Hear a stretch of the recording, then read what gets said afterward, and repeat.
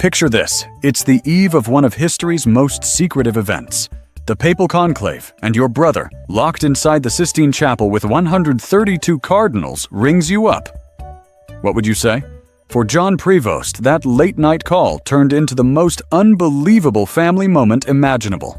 Today, we're pulling back the veil on Pope Leo XIV's astonishing rise, beginning with a casual phone call that hinted at destiny. How did a question about a papal name set the stage for a historic election? Let's rewind. Just hours before the doors to the Sistine Chapel closed, then-Cardinal Robert Francis Prevost dialed his older brother in suburban Chicago. Imagine the tension. 133 men in white robes, the ceiling alive with Michelangelo's frescoes, and outside, the world waiting.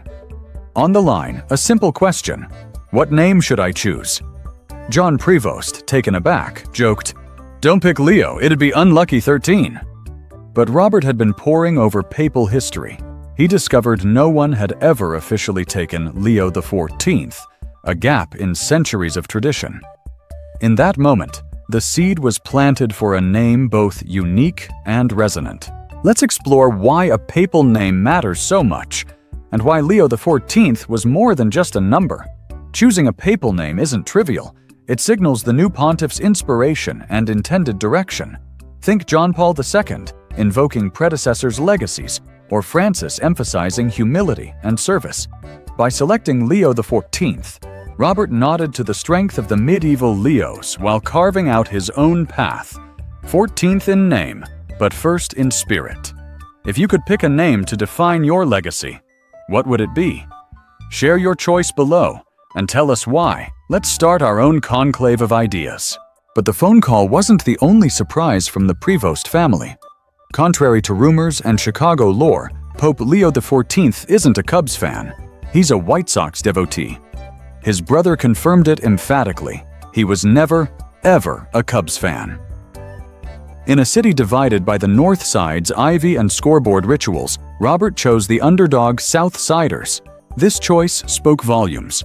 While his mom's family rooted for the Cubs and his father cheered the St. Louis Cardinals, Robert charted his own course. It's a fitting metaphor for his papacy, respectful of tradition, yet unafraid to make independent decisions.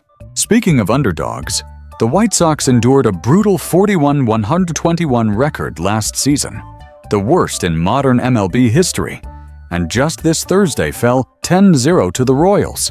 With Pope Leo XIV now among the ranks of the faithful, could he be the secret weapon to turn their fortunes around? Divine intervention or just good vibes? What do you think? Hit that like button if you believe a papal blessing could boost the Sox, or tag a Cubs fan and let them know they've got competition for divine favor.